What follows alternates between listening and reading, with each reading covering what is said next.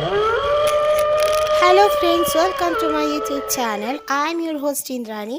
Please subscribe my channel and press the bell icon button.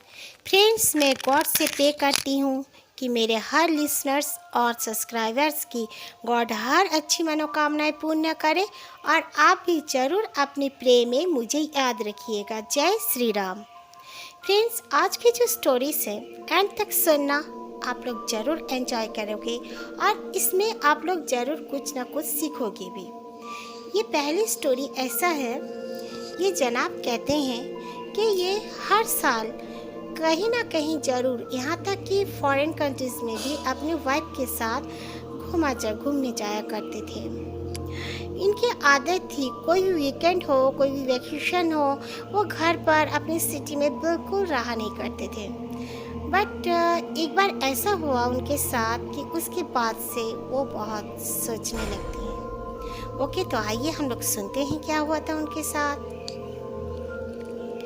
मेरी शादी को करीब करीब 7 साल हो चुके थे। मैं और मेरी बीवी कभी भी घर पर फालतू में बैठे नहीं रहना पसंद करते थे। हर दम घूमना फिरना, बाहर जाकर कुछ सीखना, खाना पीना हम लोग बहुत पसंद किया करते थे। इसी तरह एक रोज़ की बात है, मेरी बीवी प्रेग्नेंट थी। तब वो 5 मंथ्स पेट से थी। इसीलिए मैं फ़्लाइट में हो, ट्रेन में हो, जर्नी नहीं करना चाहता था। इसलिए हम लोगों ने सोचा कि हमारी सिटी से दूर ही कुछ अगर प्लेस हो अच्छी सी, तो हम वहाँ पर जाके कुछ महीने रह लेंगे, जैसे कि 1 मंथ ज़रूर रह लेंगे। ये सोचकर मैंने गूगल में सर्च किया। सर्च करते ही मुझे मिल भी गया। हमारी सिटी से कुछ 3 घंटे की दूरी पर एक छोटी सी ही जगह है। वो गांव टाइप का जगह है। वहाँ पर एक अच्छा बंगलो जैसा घर भी है, जंगलों के बीचों बीच, बिल्कुल नेचर के अंदर।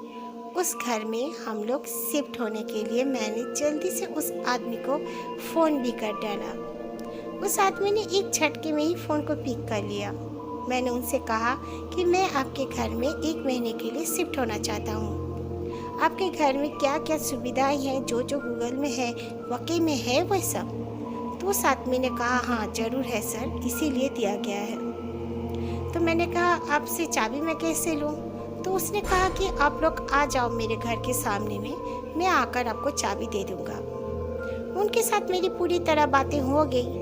होने के बाद हम दूसरे दिन ही अपना पैकिंग शैकिंग करके निकल पड़े। 3 घंटे का रास्ता था। हम लोग दोपहर को लंच करने के बाद निकल गए थे और करीब करीब वहाँ पर 7 बजे पहुँच गए। पहुँचने के बाद मैंने जब उनको फ़ोन किया तो उन्होंने कहा कि मैं तो अभी काम में फंसा हुआ हूँ, मैं अपने ही एक स्टाफ को आपके चाबी के लिए भेज देता हूँ। और उसने आकर हमें चाबी भी दे दी। वो एक लड़की थी, काफ़ी खूबसूरत और स्मार्ट। अपने कार ड्राइव करके वो आकर हमें चाबी देकर चली गई। मैंने उसे एक बार टोका। मैंने कहा कि यहाँ पे कोई सर्वेंट, वॉचमैन वगैरह नहीं रहते क्या? वो एक बार मुझे बहुत ही पुरस्कार नज़रों से देखी, फिर बोली, आपको कोई सर्वेंट चाहिए तो मैं कल ले आऊँगी। तो मैंने कहा थैंक यू, ज़रूर ले आना। फिर हम घर के अंदर चले गए। घर के अंदर जाकर लग रहा था कि अभी अभी कोई वहाँ पर जैसे साफ सफाई किया हो। इतना ठंडा था वो जगह और इतनी ठंडी वो रूम। मैं देखकर सोचकर मैं हैरान रह गया। पर मेरी बीवी इतनी माइंड नहीं कर रही थी। हम लोग काफ़ी थके हुए भी थे, इसीलिए हम लोग थोड़ा सा लेट गए कुछ देर। उसके बाद उठकर मैं किचन चला गया। किचन का भी सारा सामान सेटअप था। मैंने कॉफ़ी बनाई और मैं और मेरी बीवी कॉफ़ी का मज़े ले लिए। उसके बाद मेरी बीवी को मैंने कहा कि चलो थोड़ा सा बाहर से टहल के आते हैं। हम लोग करीब करीब 1 घंटा बाहर टहले, फिर अंदर आ गए। अंदर आने के बाद मैंने कुछ जो ब्रेड्स लिए थे वो ब्रेड और ऑमलेट बनाकर मैं और मेरी बीवी हम दोनों खा लिए। तब करीब करीब 10:30 पौने 11 बज चुका था। एक बहुत ही अच्छा स्विमिंग पूल भी था। हम लोग वहाँ पर जाके बैठ गए, लेकिन वहाँ का एटमॉस्फेयर इतनी ठंडी थी कि हम ऐसे बैठ नहीं पा रहे थे। मेरी बेबी कुछ टाइम तक बैठी और उठकर चली आई और मैं वहाँ पर बैठे रहा। बैठ के मैं देख रहा हूँ कुछ दूरी पर जैसे एक कमरा है, बिल्कुल लकड़ी का कमरा। उसका दरवाज़ा काफ़ी छोटा है। मैंने देखकर वहाँ पर जब गया तो देखा वो दरवाज़ा लॉक था। फिर मैं अंदर आ गया। अंदर आके मैं देखा मेरी बीवी सो चुकी थी। फिर मेरे पैर में जैसे कोई बॉक्स टच हुआ, लगा मेरे पैरों से। मैंने वो बॉक्स को देखा तो हैरान हो गया कि यहाँ पर ये बॉक्स कैसे आया। मैंने वो बॉक्स को ओपन किया तो उसमें एक चाबी था। मैंने चाबी को देखा तो मुझे लगा कि जो छोटा सा वो डोर था, वो लकड़ी का रूम का, शायद उसी का ताले का ये चाबी होगा। मैंने रख दिया। मैं अपने बेड पर आके सो गया। फिर मुझे नींद नहीं आ रही थी बिल्कुल भी। थका होने के बावजूद मुझे बिल्कुल भी सोने को दिल नहीं कर रहा था। फिर मैंने उठकर पानी पिया। पानी पीकर मैं उस बॉक्स को फिर से देखने लगा। तब काफ़ी रात हो चुकी थी। मैंने बॉक्स को ओपन किया, उससे चाबी निकाला और उस लकड़ी के रूम के पास में चला गया और उस ताले को खोलने लगा। वाकई में उसी ताले का ये चाबी था। मैं बहुत खुश हो गया कि हाँ, मैं सक्सेस हो गया हूँ। मैंने वो ताला जब खोला, वो रूम काफ़ी छोटी नहीं थी, अंदर से काफ़ी बड़ी लग रही थी, पर सामने से देखने से वो बिल्कुल छोटा सा रूम लग रहा था। वो लंबे टाइप की बनी हुई थी। मैं अंदर गया। जाने के बाद वहाँ पे काफ़ी गंदी बदबू आ रही थी। मैंने अपना मोबाइल का टॉर्च जलाया। जलाने के बाद मैं बहुत ही भौचक्का रह गया। वहाँ पर काफ़ी इंसानी हड्डियाँ पड़ी हुई थी। मुझे डर लग रहा था। मैं जब मुड़कर आने लगा तो फिर से मैंने देखा वहाँ पे एक ट्रे पड़ा हुआ था। मैं ट्रे के पास जब देखने लगा टॉर्च से तो देखा कि वहाँ पे काफ़ी पिक्स थे, फ़ोटोज़ थे। मैंने वो फ़ोटोज़ उठा लिए और आके अपने रूम में देखने लगा लाइट ऑन करके। तो देखा कि वही आदमी का ये फ़ोटो था, जो आदमी गूगल में जिसका ये घर है मैंने सारा सर्च किया था। मैं बहुत ही तंग रह गया। मैं देखने के बाद अपने बीवी को उठाया और उसे दिखाया।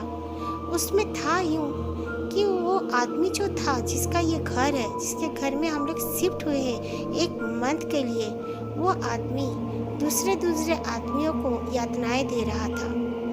पर वो आदमियों का चेहरा बिल्कुल नहीं दिख रहा था। जो लोग पीड़ित थे, बस इसी का चेहरा दिख रहा था। मैंने जल्दी से अपना बैग पैक कर लिया। ऐसे में हम लोग पैकिंग ज़्यादा खोले भी नहीं थे, उसी दिन तो गए हुए थे। मैंने अपना बैग्स लिए, बीबी का बैग्स लिया और फिर वो पिक्स को भी लिया और हम लोग तुरंत गाड़ी में बैठ के आ गए। आकर मैं पहले घर नहीं आया, भोर हो चुका था, सुबह ही हो चुका था मानो। हम पुलिस स्टेशन गए और पुलिस स्टेशन जाके पुलिस को सारे फ़ोटो दे दिया। देने के बाद मैंने पुलिस को कहा कि इसको ज़रूर पकड़िए और उसका फ़ोन नंबर वगैरह भी मैंने दे दिया। फिर पुलिस 7 दिन के बाद आके कहता है कि आपने जहाँ पर घर बताया था और आपने जो इंसान का नाम बताया था, वैसा कोई इंसान है ही नहीं, उसका कोई वजूद ही नहीं है। हमने बहुत सर्च किया, गूगल में भी ऐसा कुछ वेबसाइट है ही नहीं। आप ऐसे कैसे बोल सकते हो? मैं बहुत निराश हो गया कि ऐसे कैसे बोल सकते हैं पुलिस, कहीं वो अमीर आदमी है, उसको छुपा तो नहीं रहे हैं। तो फिर मैंने वो पिक्स मांगी। मैंने पिक्स देखा तो उसमें वो आदमी गायब था। वो आदमी का चेहरा ही नहीं था। उसमें एक गला कटा हुआ आदमी था जिसके हाथ में चाकुएं थी। मैं तंग रह गया। मैं बोली ऐसे कैसे हो सकता है? पुलिस ने कहा हाँ, हमें तो ऐसा ही फ़ोटो दिख रहा है, देखिए ये तो कोई प्रैंक जैसा काम लग रहा है। मैं बहुत हैरान हो गया। फिर मैंने कहा उसका घर आप लोग देख कर आए हो? पुलिस ने कहा हाँ, बाकायदा हमने घर भी देखा है। तो मैंने कहा मैं भी जाकर देखना चाहता हूँ। पुलिस के साथ मैं उसी दिन सुबह निकल के मैं वही जगह पे गया। लेकिन वाकई में दोस्तों, मानो यकीन मानो, वहाँ पर कोई घर नहीं था। वहाँ पे बस बड़े बड़े पेड़ थे जैसे दूसरे जगह में थे। मैं बहुत इधर उधर टहला घूमा, लेकिन मुझे वो घर कहीं नहीं मिला और वो लकड़ी नुमा जो घर था वो भी मुझे नहीं दिखा। मैं गाड़ी में बैठकर आने लगा पुलिस के साथ। फिर मैं देखता हूँ कि मुझे वही आदमी बाय बाय कर रहा है, बिल्कुल शैतानी हंसी के साथ। मैं समझ गया कि ये कोई मामूली बात नहीं है, ये और ही कुछ है। मैं घर आ गया। घर आने के बाद मैंने अपनी बीवी से कहा कि हम लोग कल चर्च चलेंगे। मैं चर्च गया और मैं अपने गॉड से प्रे किया कि ऐसे मेरे साथ और कभी मत करना। मैं बहुत सर्च किया दोबारा उस आदमी के बारे में, लेकिन मुझे कुछ भी नहीं मिला। और ये सेकंड स्टोरी एक मॉम की है जिन्होंने बहुत ही अच्छी बात करी अपनी बेटी का बात सुनकर। बट बहुत से मॉम ऐसे भी होते हैं फ्रेंड्स, जो लोग अपनी छोटी सी बच्ची का बात तुरंत नहीं सुनते हैं। ये बहुत ही गलत बात है। अपने छोटे बच्चियों का हर किसी का बात सुनना चाहिए। हरदम वो लोग अपना मनगढ़ंत कुछ कहानी बना रहे हैं, ऐसा भी नहीं सोचना चाहिए। ओके, तो आइए हम सुनते हैं सेकंड स्टोरी। मेरी 4 साल की बेटी और मैं एक घर में रहते थे। मेरे हस्बैंड दूसरे शहर में जॉब किया करते थे और मैं भी इस शहर में जॉब किया करती थी। पहले जिस घर में हम लोग रहते थे वो घर बहुत कॉन्जेस्टेड होने की वजह से मैं दूसरे घर में शिफ्ट हो गई अपनी बेटी के साथ। मेरी बेटी का एक कमरा हो गया। हम लोग इसी तरह छोटे से ही दूसरे कमरे में सोने की उसकी आदत करने के लिए 4 साल की उम्र में ही मैंने सोचा मैं उसे एक कमरा दे देती हूँ, और मैंने उसे एक कमरा दे दिया और मैं दूसरे कमरे में आ गई। लेकिन नाइट में मैं उसे अपने साथ लेकर ही सोया करती थी। उसके देखने के लिए एक आया भी रहती थी। वो आया ने भी मुझे 1-2 बार बताया वहाँ जाने के बाद कि मैडम आपकी बेटी जैसे किसी से हमेशा मुखातिब होती है, बातें करती है, उसके साथ खेलती भी है।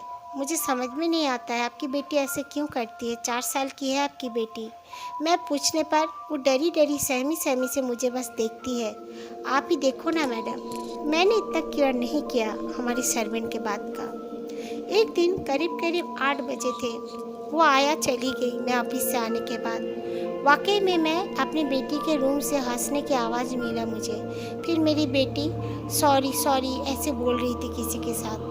मैं बहुत देर तक उसकी बातें सुनती रही। फिर मैं अंदर चली गई। जाने के बाद मैंने कहा बेटा क्या बात है, आप किससे बात कर रही हो। उसने मुझे कुछ नहीं कहा। वो डेरी डेरी सहमी सहमी मुझे देखने लगी और सर्वेंट ने भी मुझे ये बात पहले बता चुकी थी। मैंने कहा बेटा बेखौफ होकर अपने मॉम से बातें बोलो, क्या बात है। लेकिन उसने कुछ भी नहीं कहा। फिर मैं अपनी बेटी को अपने रूम में लेकर आ गई। मैं जब आ रही थी वो डोर जैसे अपने से बंद हो गया और मुझे जैसे दबी दबी से एक हंसी की आवाज़ आई। मैंने पीछे मुड़कर देखा तो कोई नहीं था, कुछ नहीं था। मैंने डोर को दोबारा ओपन करके देखा बट अंदर भी कुछ नहीं था। मैं अपनी बेटी को लेकर आ गई। हम दोनों एक साथ डिनर किए, फिर सो गए। सुबह मैं ऑफिस नहीं गई। मैं अपने बेटी को लेकर एक रेस्टोरेंट में चली गई। मैंने कहा आज ब्रेकफास्ट मॉम और मेरी बेबी यहाँ पर करेंगे। बेटा आप किससे बातें करती हो, चलो मुझे जल्दी जल्दी से बोलो। तो वो हंसने लगी। फिर मैंने कहा आपकी फेवरेट पिज़्ज़ा दिलाऊंगी आपको। तो उसने कहा प्रॉमिस मॉम। मैंने कहा हाँ बेटा। मम्मी हमारे घर पर ना एक आत्मा है वो अलमारी में। वो कहता है कि तुम्हें अपनी मम्मी से कहो इस घर से चले जाए वरना मैं तुम्हें मार डालूंगा। उसकी मॉम ने कहा कब से कहता है ये बात। जब से आए हैं हम मम्मी। मैं तुरंत आई, अपनी बेटी का सारा सामान वहाँ पे हटा दी। वहाँ से हटाने के बाद अपनी बेटी को अपने साथ ही सुलाने का सारा मैंने प्रबंध कर लिया और उस रूम को बंद कर लिया। और जल्दी से जल्दी ही मैंने 15 दिन के अंदर ही एक दूसरा घर देखकर मैं शिफ्ट हो गई। और मैडम ये स्टोरी हमारे साथ शेयर की है, वो एक एडवाइस भी दे रही है कि हर कोई अपने बच्चों का बात जरूर सुनो। सुनने से फ़ायदा ही है, नुकसान नहीं होगा। इसी तरह फ्रेंड्स एक लड़की हमारे साथ एक स्टोरी शेयर की थी।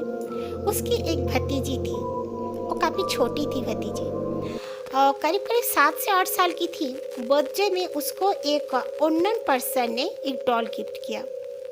वो डॉल जब उसे आया कोरियर के थ्रू उसे पसंद नहीं आया।